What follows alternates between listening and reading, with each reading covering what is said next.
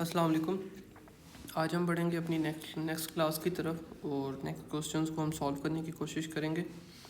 तो इस क्वेश्चंस को हम एक बार पढ़ते हैं और इसके बाद इसको चलते हैं आगे। क्वेश्चन ये है कि the ratio of water and milk is 30 litre in a 30 litre mixture is 7:3। तो इस क्वेश्चन में ये कह रहा है कि वाटर और जो मिल्क का रेशो है वो है 7:3। ठीक है।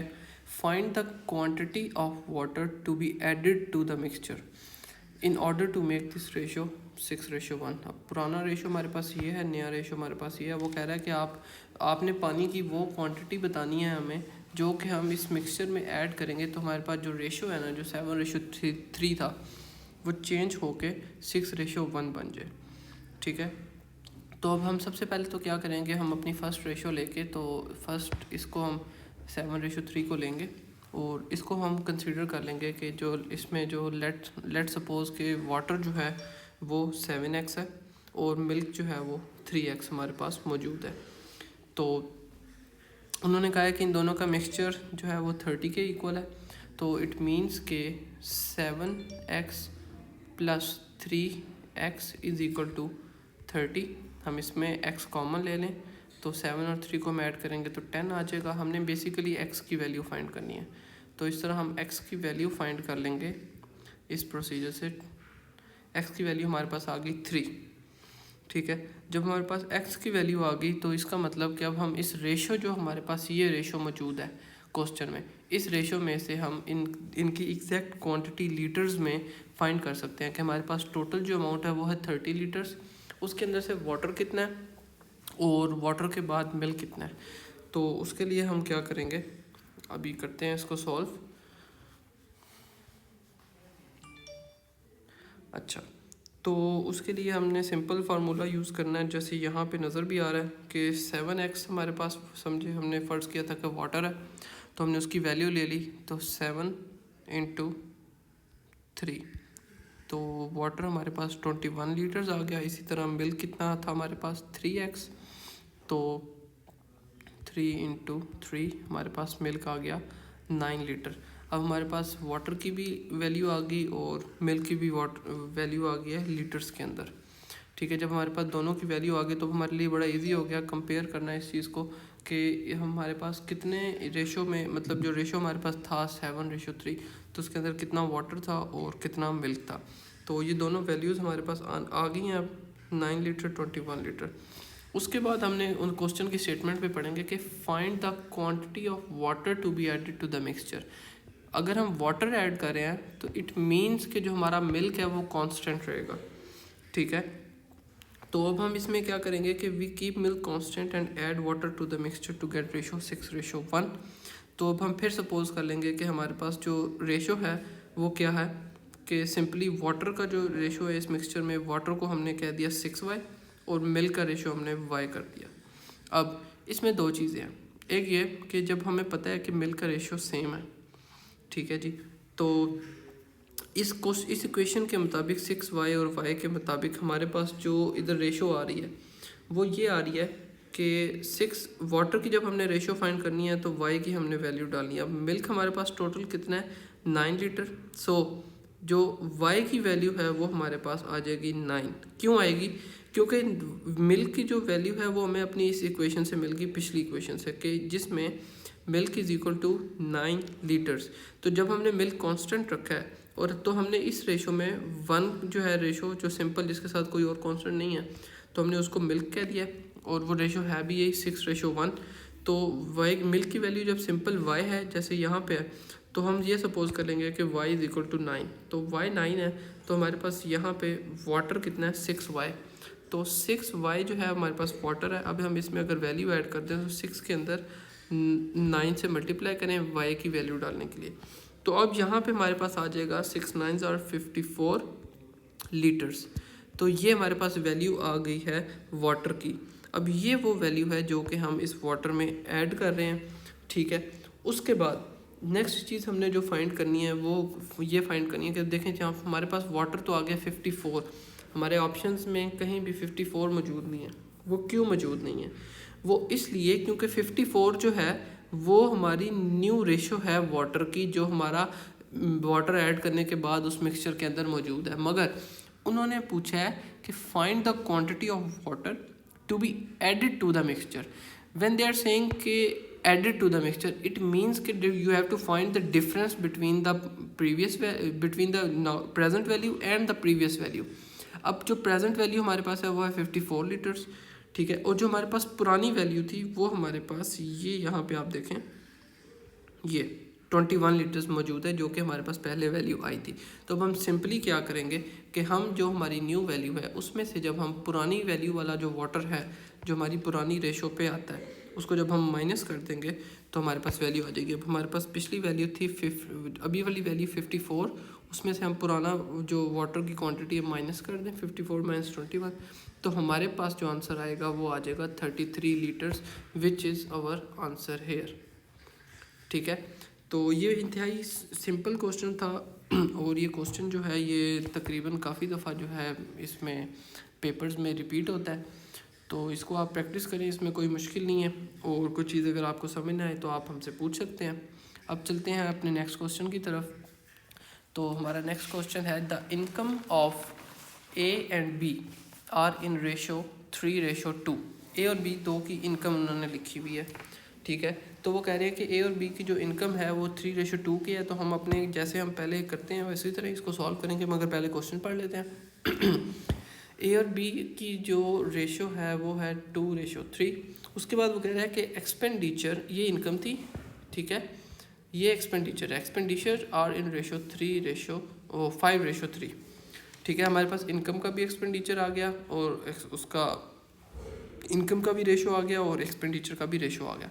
अब वो कह रहा है कि इफ़ ईच सेव्स 1000 रुपीज़, ठीक है, ये सब जो है 1000 रुपया बचा रहे हैं, तो ए की जो इनकम है वो क्या हो सकती है। ये भी हाईली रिपीटेड क्वेश्चन है, ये बहुत दफ़ा रिपीट होता है और इसमें बस वैल्यूज चेंज होती हैं, बाकी क्वेश्चन की जो तर्ज है वो यही रहती है। अगर आपका ये क्वेश्चन भी आपको सॉल्व करना आता है तो समझिए आपके इस तरह का एक क्वेश्चन हर पेपर में लाजमी इंक्लूड करते हैं। तो अब हम इसको सॉल्व करते हैं। हम सपोज़ करेंगे कि जो इनकम है, इनकम के ऊपर हम आएंगे तो ए और बी की इनकम 3:2 थी, तो हम इनकी वैल्यूज़ कर लेंगे 3x एंड 2x, ठीक है। अब ये इनकी वैल्यू होगी। अब इन वैल्यूज़ के मुताबिक A is 3x and B is 2x respectively. उसके बाद इसी तरह हम एक्सपेंडिचर की भी वैल्यू कर लेंगे कि जो 5:3 है तो हम इसको 5y सपोज कर लेंगे और इसको 3y सपोज कर लेंगे। अब हमने ये स्पेसिफाई कर दिया। अब हम इसको एक इक्वेशन की फॉर्म में लेके आएंगे, क्वेश्चन की फॉर्म में लेके आएंगे, वो इस तरह कि हम इनको कंपेयर करेंगे, दोनों को कंपेयर कैसे करेंगे कि उन्होंने कहा है कि इफ़ द इनकम्स और जो उनके रेशो हमें उन्होंने दे दिए, तो वो कह रहे हैं इफ़ ईच सेव्स 1000 तो ए की रेशो क्या होगी। तो हम सिंपली क्या करेंगे कि 3x में से 5y को माइनस कर देंगे। वो क्यों करेंगे कि देखें, इनकम में से जब भी एक्सपेंडिचर में से आप जब अपनी वो इनकम आपकी फ़र्ज़ करें है आपकी 30,000 फॉर एग्जांपल, तो 30,000 में से आपका एक्सपेंडिचर है 20,000, तो जो 10,000 बचेगा वो आपकी सेविंग्स होगी, ठीक है। तो आपकी मतलब अगर ये चीज़ आपको समझ आ गई है कि इनकम में से जब भी आप एक्सपेंडिचर माइनस करेंगे तो आपके पास सेविंग आ जाएगी। तो आप हमारे पास देखें कि जो पर्सन ए है, ठीक है, ए की जो इनकम है वो है 3x और ए का जो एक्सपेंडिचर है वो है 5y। तो जब भी आप इनकम में से एक्सपेंडिचर माइनस करेंगे तो आपके पास सेविंग आ जाएगी। अब उन्होंने सेविंग हमें पहले ही क्वेश्चन में बता दी है, विच इज़ 1000, ठीक है। अब पर्सन ए की हमारे पास ये आ गई इक्वेशन। अब इसी तरह हम सिमिलरली पर्सन 2 की करेंगे कि उसकी इनकम है 2x और उसका एक्सपेंडिचर है 3y, तो उसकी भी सेविंग सेम है, ठीक है जी। अब हमने जब इसको इक्वेशन की फॉर्म में लिख लिया तो अब हम क्या करेंगे कि हमें इनमें से एक वैल्यू को सेम करना पड़ेगा ताकि हम दूसरी वैल्यू की जो दूसरी हमारे पास वैल्यू होगी उसको फाइंड कर सकें। तो उसको फाइंड करने का क्या तरीका है कि सिंपल आपने, ठीक है, इसके अंदर एक क्वांटिटी ले लेनी है। हम y को भी ले सकते हैं, हम x को भी ले सकते हैं, और आपने इसको इस तरह सिंप्लीफाई करने की कोशिश करनी है कि इसमें भी y की वैल्यू और इसमें भी y की वैल्यू सेम हो जाए। अब वो कैसे होगा, यहाँ पे 5y है और यहाँ पे 3y है, तो आप इस पूरी इक्वेशन को क्योंकि इसमें 3 है तो इसको मल्टीप्लाई बाय 5 कर देंगे और इस पूरी इक्वेशन को मल्टीप्लाई बाय 3 कर देंगे। जब आप इसको इस तरह सॉल्व करेंगे तो आपके पास किस तरह वैल्यूज़ आ जाएंगी, यहाँ पे हमारे पास हुई पड़ी है ये और ये। 3x - 5 इज इक्वल टू 1000 और 2x - 3y is equal to 1000। आपने इस इक्वेशन को 3 से मल्टीप्लाई कर दिया, इक्वेशन को 5 से मल्टीप्लाई कर दिया, आपके पास रिजल्टिंग इक्वेशन जो आ जाएगी वो ये आ जाएगी। कैसे? 3 3 = 9, तो यहाँ पे ये 9 आ गया। उसके बाद 5 3 = 15 - 15y।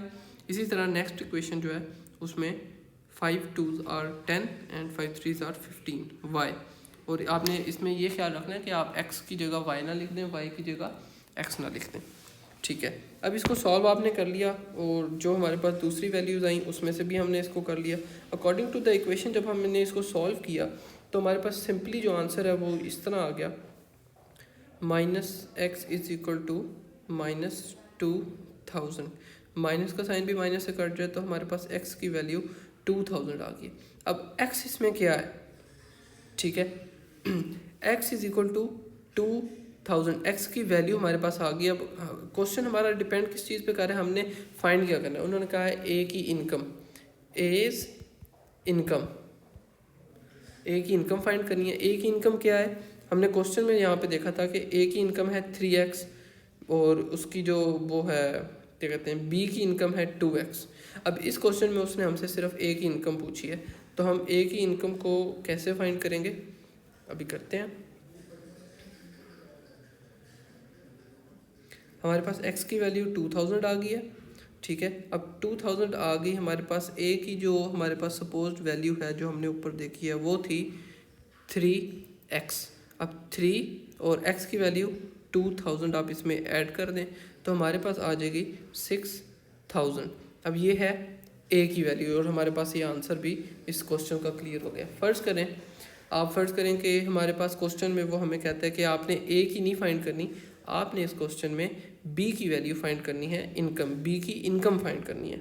तो आप क्या करेंगे? सिंपली 2 × x 2 × 2000, तो आपके पास b की जो इनकम है वो आ जाएगी 4000। अगर b का पूछा होता तो हमारे पास ये आंसर आता होना चाहिए था, मगर उन्होंने चूँकि हमसे a का आंसर पूछे इसलिए हम ये लिखेंगे।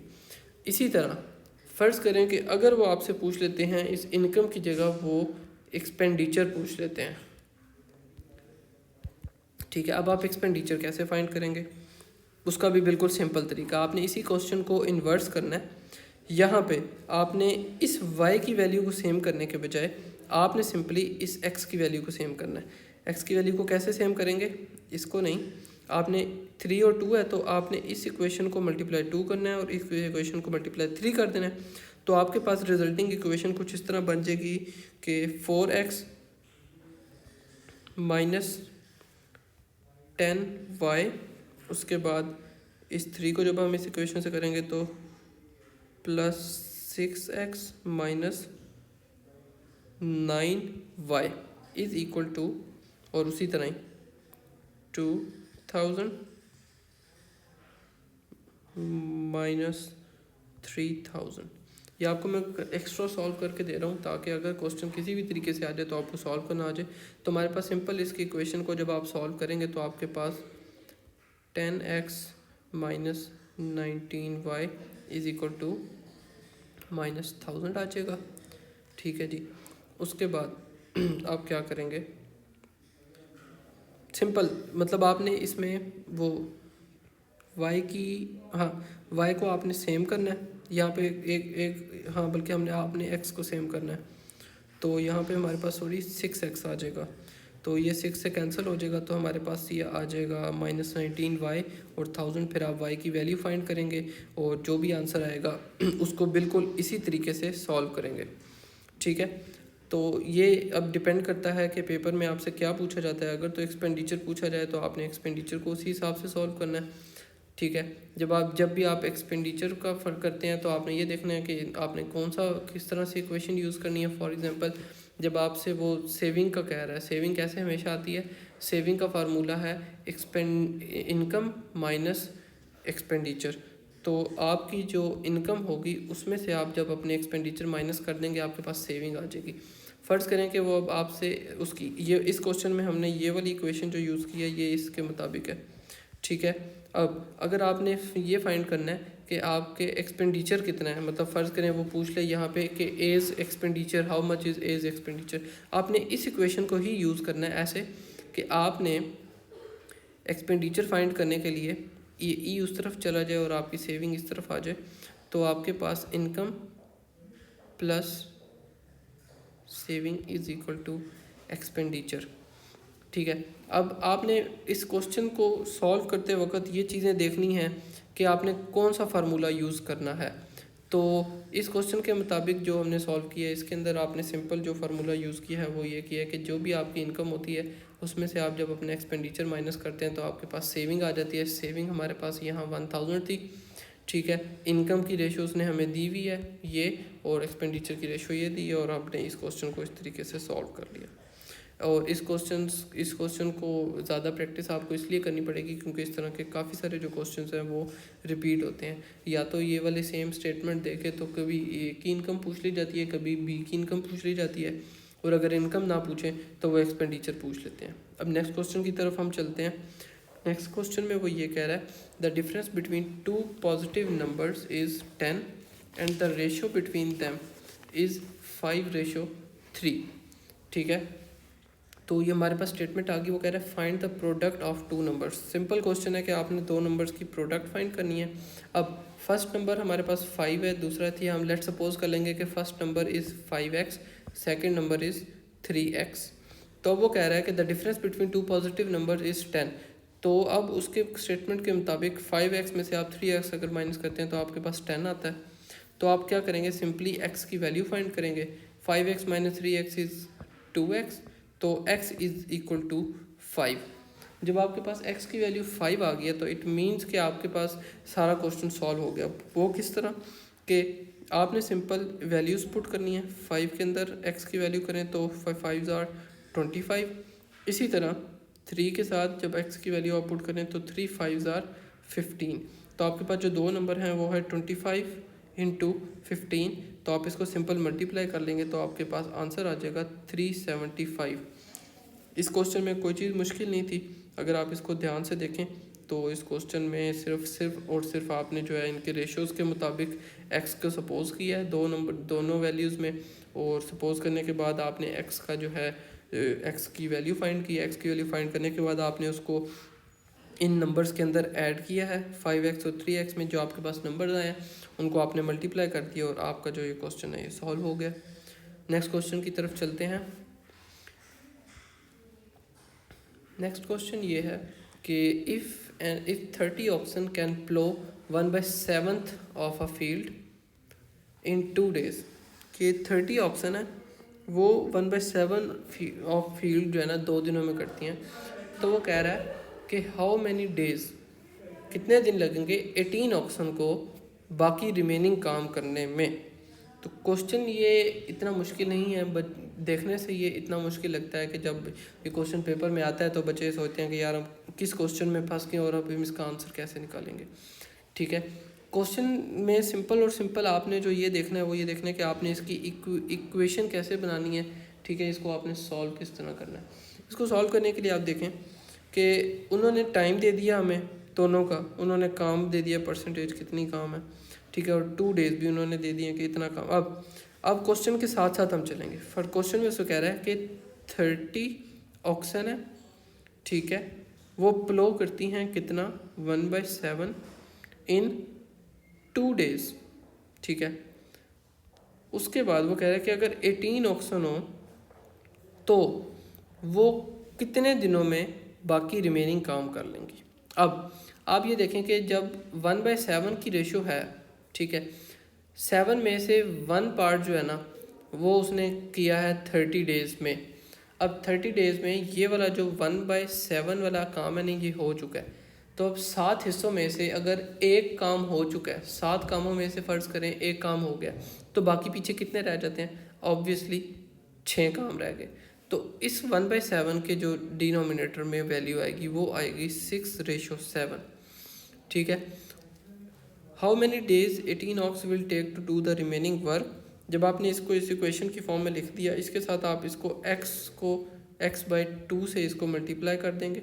x/2 इसलिए क्योंकि 2 दिन जो हैं वो इसमें हो चुके हैं। अब हमने फाइंड करना है कि कितने टाइम लगेगा कि ये जो बाकी वर्क है ना, ये x जो हमने इस वैल्यू में लिखा है, इसको करने में कितना टाइम लगेगा। इक्वेशन हमने इस तरह बनाई है, दोबारा रिपीट करता हूँ कि 30 डेज़ 1/7 काम हो गया है ये एक फील्ड का, ठीक है। यहाँ पे क्या कह रहा है, 18 ऑक्सन जो है वो रिमेनिंग वर्क कितना है हमारे पास। रिमेनिंग वर्क हमने फाइंड इस तरह किया कि 7 हिस्सों में से एक हिस्सा अगर उसने किया है तो मतलब 6 हिस्से रह गए ऑब्वियसली, ठीक है। तो 6/7 हमारे पास यहाँ से आ गया। और काम कितना हो चुका है 2 डेज़ में, और वो कह रहा है कि कितने डेज़ आपको और चाहिए होंगे, तो वो हमने एक्स लिख लिया। इस इक्वेशन को आपने सॉल्व किया तो आपके पास आपने सिंपल इसमें कैंसलेशंस करनी है इसकी, इनको आपने सॉल्व करना है 1/7/6/7 और मल्टीप्लाई बाय x/2। तो ये 7 जो है, दोनों चीज़ें जब डिनोमिनेटर में होती हैं और वो एक चीज़ ऐसे डिवाइड हो रही है आपस में, तो कैंसिल हो जाता है। और आपके पास इस वाली वैल्यू की जगह आ जाएगा 1/6 और x/2। वैसे ही आपने फिर इसको फर्दर सॉल्व करना है। x को आप एक जगह पे रखें, बाकी सबको आगे क्रॉस मल्टीप्लिकेशन करें, तो आपके पास x की वैल्यू जो आ जाएगी वो आ जाएगी 60/3 which is equal to 20 days. तो ये क्वेश्चन सिंपल है, आपने बस इसकी प्रैक्टिस करनी है, तो ये क्वेश्चन में भी कोई मसला नहीं होगा। हमारे पास 60 डेज़ आंसर आया है और 60 डेज़ हमारे ऑप्शंस में, सॉरी 20 डेज़ हमारे पास ऑप्शन आया है और 20 डेज़ हमारे ऑप्शन में मौजूद है, विच इज़ आंसर बी। इस क्वेश्चन को दोबारा रिपीट करने की आई थिंक के ज़रूरत नहीं है। सिंपल आपने इस इक्वेशन, ये वाली जो इक्वेशन है इसके ऊपर वर्क करना है और इस इक्वेशन को आप लिख सकते हैं क्वेश्चन को केयरफुली रीड करके कि 30 ऑक्सन थी, उन्होंने 1/7 काम किया कितने दिनों में, 2 डेज़ में। 18 ऑक्सन जो है रिमेनिंग काम कितने दिनों में करेंगी, रिमेनिंग काम 6/7 है।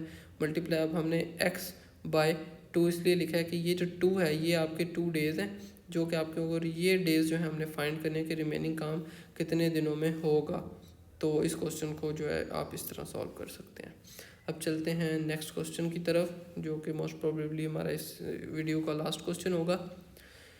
अ cat leaps 5 leaps for every 4 steps of a dog, ठीक है। क्वेश्चन को सबसे पहले स्टेटमेंट को पढ़ना बहुत ज़रूरी होता है।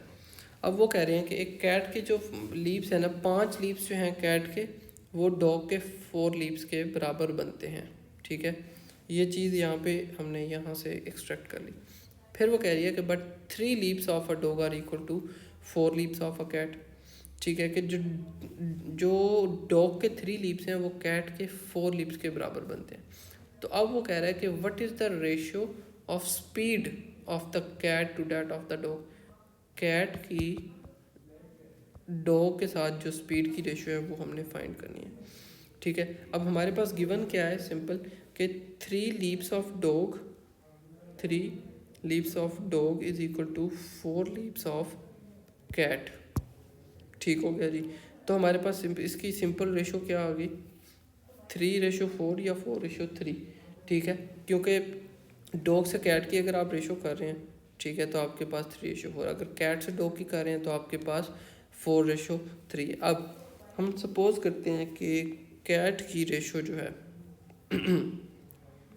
लेट मी थिंक, हाँ अच्छा, अब आप इनकी जब रेशो वाली फॉर्म में लिखेंगे तो वो भी हम इस तरह लिखेंगे कि डॉग है, डॉग के साथ कैट को आप क्रॉस मल्टीप्लिकेशन कर लें, तो यहाँ पे आ जाएगा dog by cat is equal to, अब 3 को आपने उधर ले जाना है 4/3। अब डॉग रेशो कैट क्या आ गई हमारे पास 4/3, ठीक है। अब हमारे पास रेशो इसकी आ चुकी है। अब उसके बाद नेक्स्ट चीज़ हम क्या देखेंगे, नेक्स्ट चीज़ देखने वाली ये है कि let cat's 1 leap is equal to 3 metre. अब हम सपोज कर रहे हैं कि हम फ़र्ज़ करते हैं कि कैट की जो एक लीप है ना वो 3 मीटर है और डॉग की एक लीप जो है वो 4 मीटर है। अब हमने ये किस चीज़ से एक्सट्रैक्ट किया है, इस इक्वेशन से, कि फ़र्ज़ करें कि डॉग और कैट की जो लीप्स का रेशो आया है वो आया है 4/3। तो कैट की एक लीप जो है वो 3 मीटर हमने सपोज कर ली, डॉग की एक लीप हमने 4 मीटर जो है उसको सपोज कर लिया, ठीक है। नेक्स्ट, अब हम जब उसके रेशो फाइंड करेंगे, ठीक है, रेशो फाइंड करने के लिए हम क्या करेंगे, स्पीड का रेशो हमने फाइंड करना है इनको, कि सिंपल जो इनकी स्पीड है कैट और डॉग की वो क्या है। तो आपने क्या करना है कि 3/4 मल्टीप्लाई बाय 5/4, जब आप इस तरह इसकी इक्वेशन को लिखते हैं तो आप इसको सिंपल जो है इसकी रेशो फाइंड कर सकते हैं स्पीड की, ठीक है। तो इज़ इक्वल टू 15/16, तो ये आपकी रेशो आ गई है कैट की और डॉग की स्पीड की, कि इनकी आपस की जो रेशो है वो 15/16 है। ये इजी क्वेश्चन है, छोटा सा क्वेश्चन है जो कि मतलब इतना टाइम नहीं लेता। आपने बस इसमें ये देखना है कि इनकी जो लीप्स हैं उनका आपने ख्याल रखना है कि वो किस तरह से है। हमने यहाँ पे सब किया यही है कि हमने सबसे पहले तो इनकी रेशो फाइंड कर ली कि डॉग्स के इस क्वेश्चन इसके मुताबिक स्टेटमेंट के 3 leaps of dog 3D is equal to 4 leaps of 4 cat. तो डॉग बाय कैट का रेशो जब हम निकालते हैं 4/3 हमारे पास वैल्यू आ गई सिंपल, ठीक है। 4/3 वैल्यू के बाद आपने सपोज ये कर लेना है कि कैट का जो एक लीप है, ठीक है, वो 3 है और डॉग का जो एक लीप है वो 4 है। तो रेशियो जब आप उसकी स्पीड की फाइंड करेंगे तो वो आप इसके मुताबिक करेंगे कि 5 leaps for every 4 leaps of dog. तो 4/3 तो हमारे पास पहले था, ठीक है। तो जब हमने इसका रेशो फाइंड किया, ये था डॉग बाय कैट का रेशो। तो जब कैट बाय डॉग का हमारे पास रेशो आएगा तो वो ऑब्वियसली 3/4 हो जाएगा। और इसको जब हम 5/4 से मल्टीप्लाई करेंगे अकॉर्डिंग टू दिस, ये यहाँ पे जो हमारे पास ये इक्वेशन है क्वेश्चन के अंदर स्टेटमेंट है कि 5 leaves of 4 leap of a dog, ठीक है। तो उसके मुताबिक फिर हम इसको मल्टीप्लाई कर देंगे कि हमारे पास कैट रेशो डॉग 4 थी मल्टीप्लाई बाय 5/4 आपकी जो ऊपर वाली स्टेटमेंट के मुताबिक इनकी स्पीड है। तो हमारे पास जो वैल्यू आएगी वो हमारे पास इसकी स्पीड का रेशो आ जाएगी जो कि हमारे पास है 15/16। इस क्वेश्चन को रिपीट भी कर दिया ताकि आपको फर्दर क्लैरिटी आ जाए। अगर आपको फिर भी कोई पॉइंट ना समझ आए तो आप ये चीज़ जो है हमसे कमेंट सेक्शन में पूछ सकते हैं और we will happy to assist you further in this question. Thank you so much and Allah Hafiz. See you in another video.